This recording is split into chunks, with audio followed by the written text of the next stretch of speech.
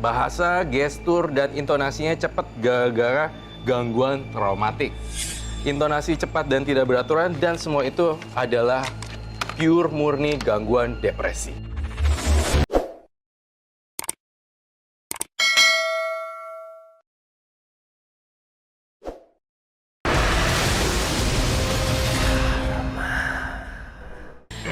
Nah, terus saya itu bisa melihat di waktu itu, melihat orang dari jarak jauh, ngeliat fotonya aja, saya udah kesurupan ngeliat fotonya, orang itu sampai bisa sembuh. Melihat seperti apa, Ibu? Dari jarak jauh, ya. Melihat seperti apa? Nah, di waktu itu saya bisa melihat kontak batin dari jarak jauh. Di waktu itu selama habis mimpi-mimpi seperti itu ya. Kayak punya six sense gitu loh. Jadi mimpi saya itu kalau aku beribadah, banyak zikir sama Allah, mimpinya itu terbang sampai naik ke atas langit ke 1, 2, 3, 4 itu sering. Sampai mau hampir ke 7. Hampir ke 7 itu sering sekali gitu. Tapi aku takut kalau ke surga, melihat surga atau neraka, mungkin aku nggak bisa balik ke dunia lagi. Dalam mimpi aku berdoa, terus aku bisa ke dunia lagi. Itu. Dalam hati saya, selamat dong aku bisa ke dunia lagi. Aku terbang terus. Kalau aku setiap sholat tuh pasti aku mimpinya terbang sampai ke atas gunung yang paling tinggi sekali. Nah, setelah itu di waktu itu saya bisa kontak batin. Ada kontak batin. Bisa melihat dari jarak jauh. Ya. Nah, itu suami saya bilang, itu istri saya itu ada orang kadang-kadang suka minta tolong katanya gitu ya. Minta tolong sama istri saya gini gitu. Dia tuh spontan gitu ya. Nah, terus suami saya ngomong sama pacarnya. Terus pacarnya ngomong gini, aku ntar mau lihat masa depanku sama dia, kata gitu. Begitu dilihat masa depannya, itu ternyata aku kesurupan. Kesurupan itu bahwa suami saya itu ternyata pacaran sama si perempuan namanya Selama 7 tahun? Selama 7 tahun. Gitu. Lanjut. Gak lama kemudian, aku kesurupan itu ngoceh-ngoceh. Ternyata kamu selama ini pacaran sama Aku nggak bilang sama suami saya, sama bapak-bapak yang punya keluarga, yang punya anak. Aku udah kontak batin saya seperti itu, kesurupan itu masuk ke dalam aku. Terus itu, siapa bapak itu? Ada sekitar pabrik, kan satu kantor ya. Ada sekitar pabrik, saya bilang gitu. Nah setelah itu, kasih tahu dong, nggak usah, ntar aja kapan-kapan saya kasih tahu. Gak lama kemudian kan pulang, dia dapat 3 hari, ada 2 hari. Itu saya sholat tahajud, aku minta pengakuan dari dia, saya sembahyang sama tengah malam, minta sama Allah mudah-mudahan dia jujur. Saya samperin, saya labrak ke rumahnya, terus saya bilang, kemarin kamu ke rumah saya, minta dilihat, ternyata nyuruh ke aku, itu kamu senang sama pacar saya, suami saya senang sama kamu sering dikasih duit, sering terimakan, sering jalan-jalan kemana-mana, itu ketahuan sama saya. Saya bilang gitu, itu di waktu kesurupan itu kamu bener-bener sering dikasih duit sama suami saya, 400, 200, 300.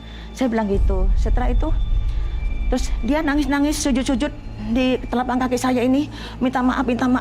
Saya minta maaf selama ini ganggu rumah tangga Mbak Mandura, dibilang gitu. Saya sorry, pokoknya minta maaf. Aku minta maaf, jangan aku dikeluarkan dari pabrik. Kamu harus keluar dari pabrik, saya bilang gitu. Dan di situ dia minta maaf. Nah setelah itu terus udah gak lama kemudian akhirnya rumah tangga saya dikacau, bentrok. Akhirnya saya semacam memang ada gangguan juga dari luar, ada gangguan juga dari suamiku sendiri, mungkin seperti itu. Tadi aku nggak nuduh sama suami saya karena suami saya itu orangnya pendiam, sabar, kalem, sopan, santun, ramah, tamah, lemah lembut, baik hati. Itu yang saya lihat, itu perasaan saya seperti itu karena di depan saya itu baik tuh, perasaan jujur aja. Karena saya nggak tahu kalau selama berapa puluh tahun ini saya ditutup. Hati saya dibikin benci sama laki-laki, dibikin adem, nggak bisa selingkuh, nggak bisa ngapa-ngapain saya. Hanya pikirannya ke suami aja. Dijauhkan dari teman-teman saya. Teman-teman saya tuh banyak ya.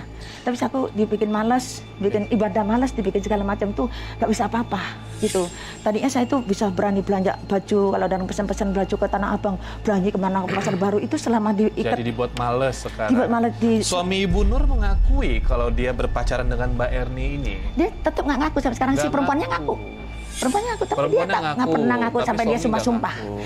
Kalau saya selingkuh, kalau saya pernah ngasih duit dia, sampai sumpah serapah suami. Iya. Kalau aku pernah selingkuh, pernah latirin dia, ngasih duit sama kata kamu, bergebu-gebu sama dia. Buktinya kamu nyuruh aku, kamu deg-deg lihat perempuan itu. Biar anak saya dua nggak selamat. Anak dua-duanya nggak selamat, bener. Yang satu diambilin orang, yang satu lagi jatuh dari motor, anakku ganteng kok Cina Belanda. Namanya almarhum itu Teddy Wargianto. Boleh saya bicara? Oke. Saya bicara ya. Saya melakukan pengamatan dan observasi di diri kamu selama beberapa menit dari tadi. Gaya bahasa dan aura yang merah membara. Saya merasakan emosi temperamen kalau misalnya suhu itu 40 derajat Celcius. Dan gangguan depresi yang tadi kamu ceritakan, Iya. sebenarnya tadi ada sensasi supranatural seperti melihat ini, itu, dan itu sebenarnya adalah akumulasi dari gangguan depresi kamu. Menyebabkan halusinasi dan putus asanya kamu menyebabkan sensasi supranatural. Belum selesai sampai di situ, saya melihat fokus poin kamu ceritanya yang sangat berantakan dan alur cerita kehidupan yang tidak teratur.